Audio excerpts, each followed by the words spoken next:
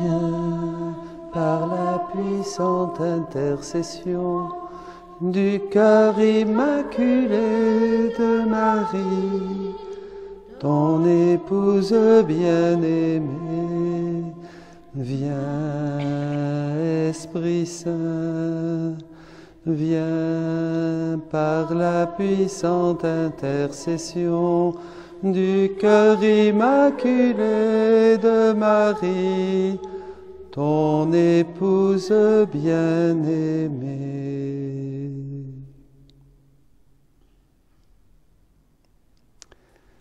Chers amis, bonjour. Une messe très importante qui clôture tout un cheminement, surtout après cette fête de Pentecôte qui a été aussi l'envoi des 12 premiers missionnaires de la divine volonté en France. Pourquoi c'est important? Parce que cette année, ce 1er juin, c'est la fête de Saint Annibale Maria di Francia, le premier propagateur de la divine volonté comme Jésus lui a demandé. Tant d'années après. Et c'est aussi la fête de la bienheureuse Vierge Marie, mère de l'Église, comme l'a voulu notre pape François, et c'est le mois du Sacré-Cœur. Donc c'est très important, puisqu'il y a un contenu théologique et un contenu mystique dont nous allons balbutier quelques petites choses durant cette messe, mais que vous pourrez vraiment méditer pour comprendre l'importance de ce temps après ce confinement et de cette nouvelle mission qui est maintenant celle de l'Église. Ramener des enfants de Marie, le triomphe de son cœur immaculé, des enfants de la divine volonté, les enfants du Fiat suprême. Nous le verrons. Saint Annibale Maria di Francia a été canonisé par Jean-Paul II. À la fin de sa vie, il disait qu'il laissait même un peu son institut. Il a fondé 2 instituts. Il a été bénéficiaire de grandes grâces dès sa tendre enfance, surtout un amour immense pour l'Eucharistie, une grande intimité avec la Sainte Vierge. Mais il disait à la fin de sa vie qu'il allait laisser un petit peu pour se donner à temps complet à propager, à faire connaître et à annoncer le royaume de la divine volonté, puisqu'il avait été le confesseur de Luisa Picaretta durant de nombreuses années. Et Jésus a dit que c'est le premier annonciateur du royaume de la divine volonté, que ce n'est pas un hasard, dira Jésus, nous le verrons dans le texte. Donc c'est une messe très importante, nous nous mettons en prière, nous demandons à la bienheureuse Vierge Marie de nous prendre dans son cœur, et déjà, comme disait Jésus, je ne prie pas, Jésus dit, seulement pour vous, les missionnaires de la divine volonté, mais je prie pour tous ceux qui écouteront votre parole et votre message. Et je demande que vous ayez une lumière, Jésus, comme il l'a donnée à Saint Annibale Maria di Francia, une lumière toute particulière pour comprendre le mystère de la divine volonté, le message de la divine volonté. On demande à cette messe que par l'intercession de la bienheureuse Marie, toujours Vierge, Mère de l'Église, vous receviez cette lumière qu'a reçue Saint Annibale Maria di Francia pour découvrir la divine volonté et la faire connaître. C'est très important. Nous commençons cette messe dans la divine volonté.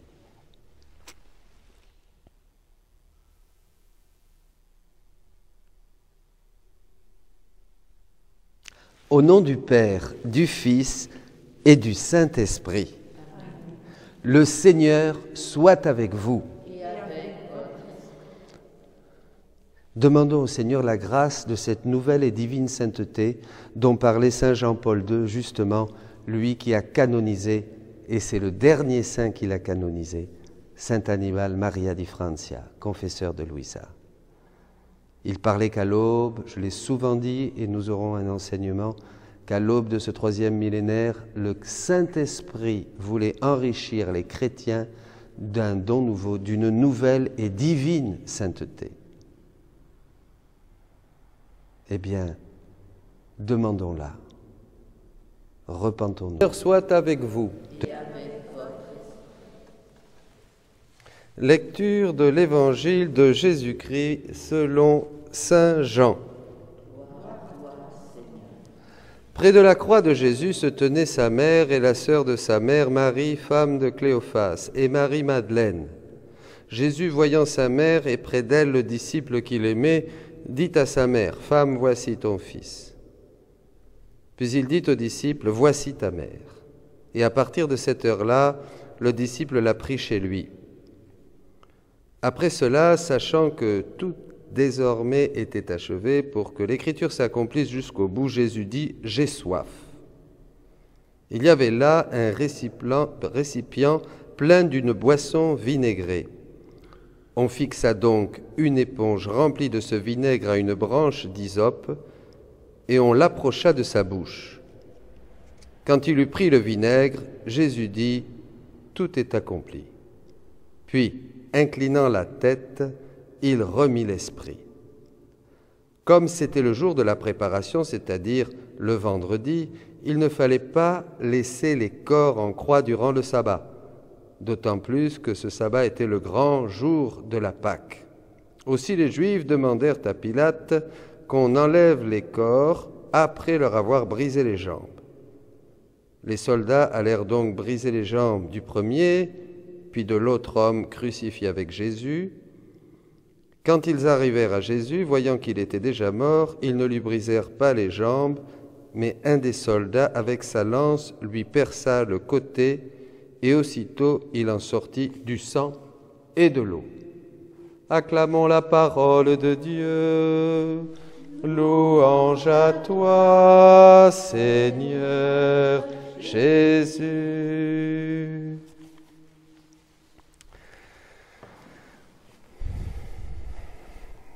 Chers amis, je vous disais au début de la messe qui était une date providentielle, comme je m'en suis rendu compte un petit peu avant la messe, pour vous dire la vérité, que c'était après Pentecôte, que l'on fêtait Saint Annibale Maria di Francia, et j'ai fait le lien avec l'envoi hier des missionnaires et ce rôle, cet apostolat qu'a eu Saint Annibale Maria di Francia de prier pour les vocations et maintenant pour les missionnaires de la divine volonté. Vous avez une très belle homélie du pape Jean-Paul II, de Saint Jean-Paul II, que vous trouverez sur le site. Je vous la conseille parce qu'il a centré toute sa vie sur le prier pour la moisson. Prier, la moisson est abondante, mais les ouvriers peu nombreux. Priez donc le maître de la moisson d'envoyer des ouvriers pour sa moisson. Il a été aussi animé par la formation des séminaristes et il disait bien aux prêtres, aux pasteurs, que toute la formation des séminaristes est totalement artificielle s'il n'y a pas une forte, une profonde vie spirituelle, une vie mystique. Il le disait, le Saint-Père, Saint Jean-Paul II le redit. Alors, c'est donc une date providentielle que ce 1er juin tombe juste après Pentecôte cette année. Et après tout ce confinement et après l'envoi des 12 premiers missionnaires de la divine volonté que bientôt nous allons nous vous présenter et qui seront disponibles. C'est-à-dire, il y a 3 prêtres parmi eux, vous pourrez les appeler, vous pourrez leur écrire et ils vous aideront à faire vos premiers pas dans cette dimension toute nouvelle qui est le fruit, l'achèvement de toute la rédemption opérée par Jésus-Christ. C'est donc très très important, nous sommes à cette époque charnière et nous commencions à balbutier des choses du ciel comme jamais auparavant, puisque le don de la divine volonté est le prodige des prodiges, dit Jésus, et qu'il n'y a jamais eu quelque chose de la sorte auparavant, il le dit très clairement à Louisa. Alors je vais reprendre un texte qui est providentiellement arrivé aussi sur mon bureau aujourd'hui, du 6 novembre du volume 20. Vous aurez le temps de réécouter ces enseignements, cette messe, parce que, bon, il faut un petit peu de temps, et puis je crois que le Seigneur nous dira à tous beaucoup de choses différentes. Mais c'est très important. Demandons cette ouverture du cœur, et comme Jésus l'a donné à Saint Annibale Maria di Francia, une lumière spirituelle, un don tout particulier pour percevoir l'importance, la profondeur, l'immensité du don de la vie dans la divine volonté. Il avait reçu ça. À la fin de sa vie, pour vous dire même ça, il disait qu'il délaissait un peu son institut, le rogate, les rogationnistes qui sont dans les 5 continents, pour ne s'occuper que de propager et de faire connaître le royaume de la divine volonté. Ce royaume de la divine volonté dont Marie est la reine, comme vous le savez, avec ce beau livre bleu que Louisa a reçu de la Vierge Marie et que nous avons médité tout le mois de mai, la Vierge Marie dans le royaume de la divine volonté, où notre mère nous apprend jour après jour à revenir, où ça? Au rang, à l'ordre, au rang et au but pour lequel l'homme a été créé. Et c'est là où j'ai changé et j'ai préféré célébrer la messe de la bienheureuse Vierge Marie, mère de l'Église, plutôt que de Saint Hannibal Maria di Francia. Je crois que je ne lui ai pas fait de tort et qu'il est très content parce que la vie dans la divine volonté, les enfants du Fiat suprême, c'est le triomphe du cœur immaculé de Marie qui a été prophétisé à Fatima. Comprenez? Et nous voyons très bien qu'avec les textes d'aujourd'hui, justement, le péché d'Adam et la chute de l'homme, et après cette miséricorde qui jaillit du cœur de Jésus sur la croix, est inséré, est enclos cette chute de l'homme et ce retour des créatures aujourd'hui avec le don de la divine volonté à cet ordre, à ce rang, à cet ordre et au but pour lequel nous avons été créés, c'est-à-dire la sainteté originelle, telle que l'avait notre Père Adam avant de tomber dans le péché, dont nous avons tous hérité. Alors, je vais vous lire, au volume 20 du 6 novembre 1926, et là je m'adresse tout particulièrement aux futurs missionnaires de la divine volonté. C'est un enseignement particulier, exclusivement même pour eux, qu'ils devront méditer ce texte que vous trouverez aussi sur le site, il y est déjà. C'est très important, parce que si on ne comprend pas ça, on ne sait pas trop ce qu'on fait.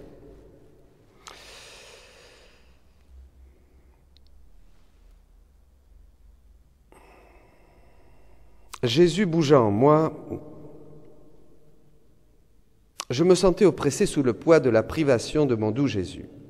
Oh, comme je soupirais après la patrie céleste, où je ne le perdrai plus jamais de vue, ne serai plus jamais sujette au dur martyre de me sentir mourir.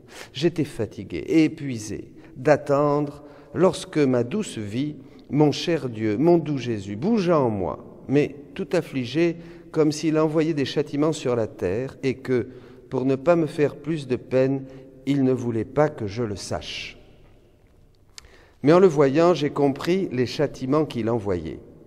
Et, en soupirant, il me dit « Ma fille, courage, laisse-moi te manifester ce qui est nécessaire concernant le royaume de ma volonté, afin que rien ne manque pour le former dans la famille humaine. » Alors, lorsque tout sera terminé, je t'emmènerai rapidement dans notre patrie. Crois-tu que tu verras le plein triomphe du royaume du Fiat éternel avant de venir au ciel? C'est du ciel que tu vas voir son plein triomphe. Il en sera pour toi comme pour moi avec le royaume de la rédemption. Allusion à l'évangile de ce jour. La mort de Jésus en croix. J'ai fait tout ce qu'il fallait. J'ai établi la fondation. J'ai donné les lois et les conseils nécessaires. J'ai institué les sacrements. J'ai laissé les évangiles comme norme de leur vie. J'ai enduré des souffrances inouïes jusqu'à la mort. Mais lorsque j'étais sur terre, je n'ai vu que très peu ou presque rien des fruits et de l'accomplissement de la rédemption. Je répète, Jésus n'a rien vu tant qu'il était sur terre des fruits et de l'accomplissement de la rédemption. Donc tout ce qu'il a fait sur terre, Jésus, depuis son incarnation, tous ses miracles, sa mort, son agonie, sa mort et sa résurrection, il n'a vu aucun fruit, ou très peu. Ça veut dire très peu. C'est très important. Après avoir tout fait, et n'ayant plus rien d'autre à faire, j'ai tout confié aux apôtres, afin qu'ils puissent être les annonceurs du royaume de la rédemption. Royaume de la rédemption. Et que les fruits des œuvres que j'ai accomplies pour le royaume de la rédemption puissent venir. Donc voyez que les apôtres annoncent la rédemption pour que puissent venir les fruits du royaume de la rédemption. La même chose se passera pour le royaume du Fiat suprême. Nous le ferons ensemble, ma fille. Là, il y a la grosse part de Louisa, bien sûr, qui est la première.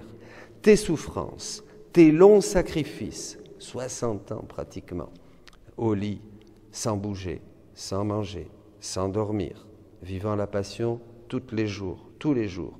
Tes longs sacrifices, tes incessantes prières pour que mon royaume puisse venir bientôt. Et vous voyez comment Saint Annibale Maria di Francia, premier confesseur, pas le premier, confesseur de Louisa, a fondé cette prière pour avoir des vocations. C'est important. Pour que mon royaume puisse venir bientôt. Et mes manifestations concernant ce royaume, c'est ce que vous recevez aujourd'hui en méditant le livre du ciel qui est maintenant autorisé par l'Église et où vous pouvez vous plonger dans cette mer immense de la divine volonté. Chaque vérité est une vie divine. Chaque vérité vous élève vers le ciel. Chaque vérité est une connexion entre notre cœur et le cœur de Jésus. Tout ça, c'est ce que Jésus enseigne. Donc, c'est infini. On n'épuisera jamais le livre du ciel. Vous pourrez le lire toute votre vie, des dizaines de fois, si vous y arrivez. Eh bien, vous n'épuiserez jamais, comme la parole de Dieu. Bon. J'unirai tout cela avec moi pour en faire les fondations. Très important. Je confierai mon royaume à mes ministres afin que, tels des seconds apôtres du royaume de ma volonté, ils puissent en être les annonciateurs.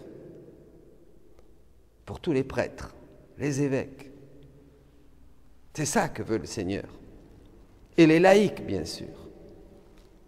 Tous, mais peut-être plus particulièrement ici, et Jésus continue, les prêtres, bien sûr. Crois-tu que la venue du Père Maria di Francia, qui témoigne tant d'intérêt et qui a pris à cœur la publication de ce qui concerne ma volonté, soit arrivée par hasard? Voyez la question de Jésus? Il veut faire comprendre que Saint Annibale Maria di Francia, que nous célébrons aujourd'hui à la fête du 1er juin, dont Saint Jean-Paul II a écrit une homélie admirable que je vous conseille de lire. Il est canonisé, c'est un saint.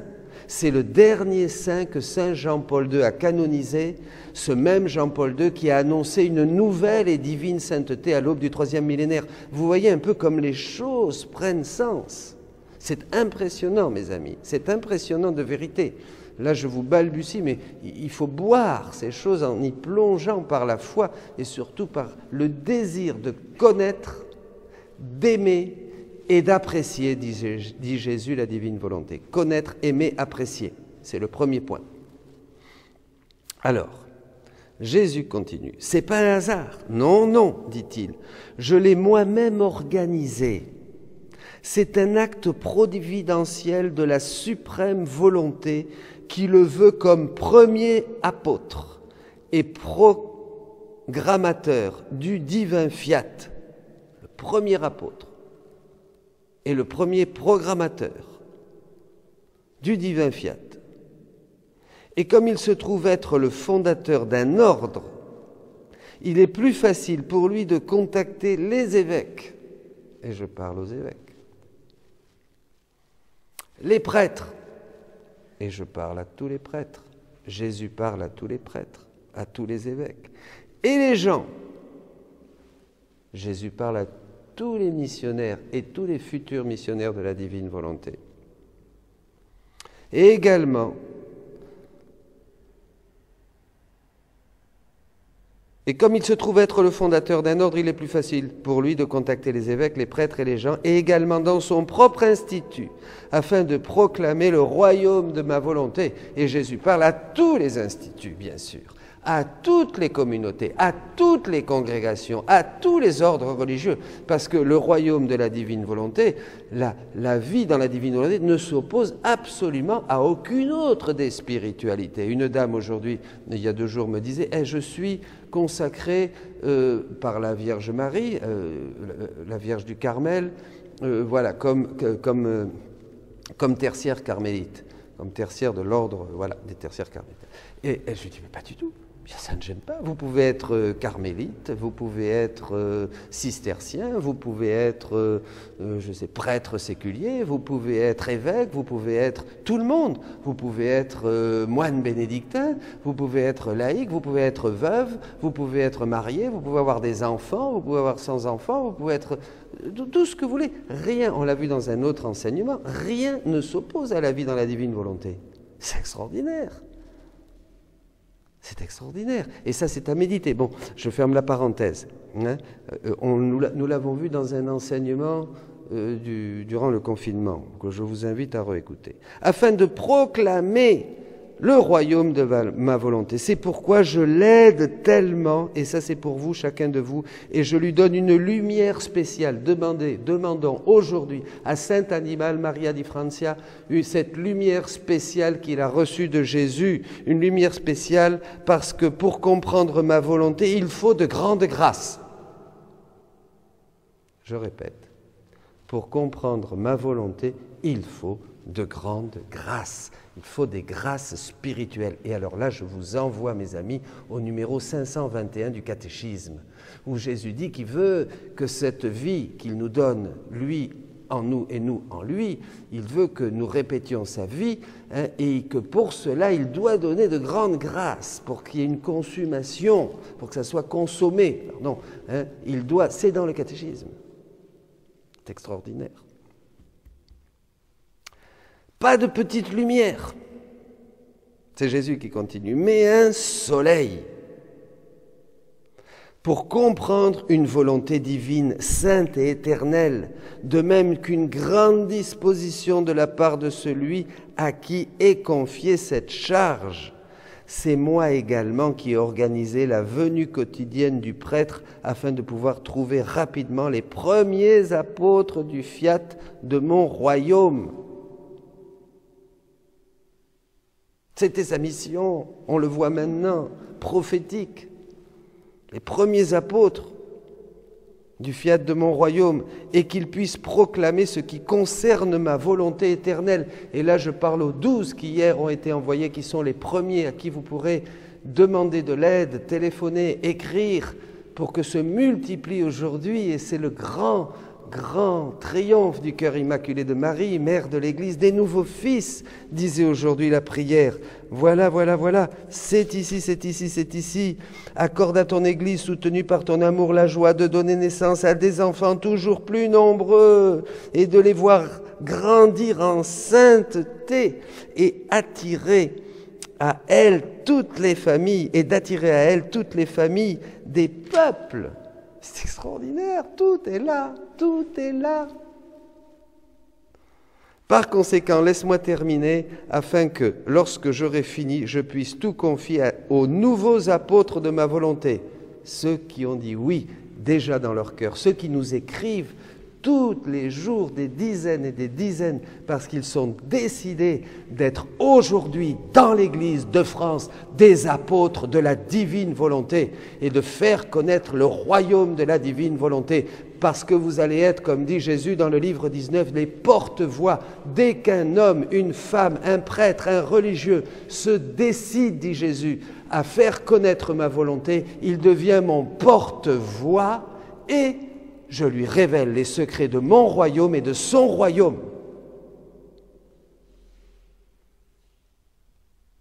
Porte-voix. Donc, ceux qui ont commencé et tous ceux qui sont à venir. Et tu pourras, alors là tu pourras, venir au ciel et voir de là-haut les fruits du royaume tant attendu du fiat éternel. Mon Dieu, mon Dieu, mon Dieu, que c'est beau. Louisa donc ne l'a pas vu durant sa vie sur terre, comme Jésus n'a pas vu, très peu, durant sa vie sur terre, mais maintenant elle le contemple au ciel, et elle le contemple avec tous les saints. Je m'amusais à dire que les saints au ciel ont votre photo à chacun, ont votre icône à chacun, à tous, et ils sont là. C'est nous, on est encore dans l'ordre de la rédemption à prier les saints pour avoir des petites grâces, mais c'est les saints qui prient maintenant. Il dit que toi, qu'André, que Geneviève, que Corinne, que François, que Linda, que Paul, voilà, que toi, tu commences à faire des actes et que tu n'aies pas peur d'annoncer, de faire connaître. Je vais te donner cette même lumière que j'ai donnée à Saint Hannibal. Je vais te la donner, je vais toucher ton intelligence pour que tu puisses faire connaître ce royaume de la divine volonté. Je vais donner une force à ta voix, à ton cœur. Les gens seront bouleversés, touchés quand tu parleras, quand tu écriras, ou seulement quand tu feras des actes. Et je parle à tous ceux qui ne peuvent pas parler. Vous n'avez pas à vous faire de soucis, comme me disait cette petite grand-mère. Faites vos actes dans la divine volonté, lisez les livres de Louisa et participez tout de suite. Vous êtes connectés à l'acte unique éternel de Dieu et vous agissez partout dans l'ordre de la création, de la rédemption, de la sanctification.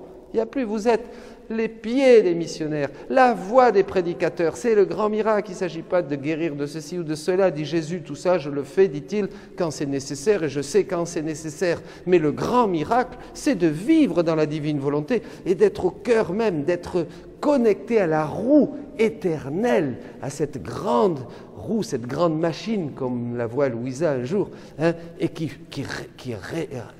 explose partout avec cette activité divine.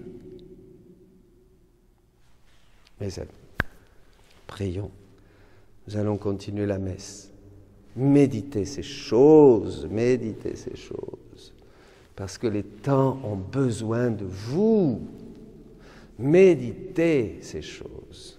N'ayez pas peur d'être les enfants du fiat suprême et d'être investis d'une nouvelle et divine sainteté. Ce n'est pas une question d'effort, ce n'est pas une question de grâce, ce n'est pas une question d'ascèse, c'est donné si vous décidez juste de vivre dans la divine volonté en renonçant totalement à votre volonté propre. C'est la seule chose. Relisez le livre de Marie, notre bienheureuse maman du ciel, qui aujourd'hui a été proclamée par notre pape en cette fête même de Saint Hannibal Maria di Francia, mère de l'Église. Soyez bénis. Amen.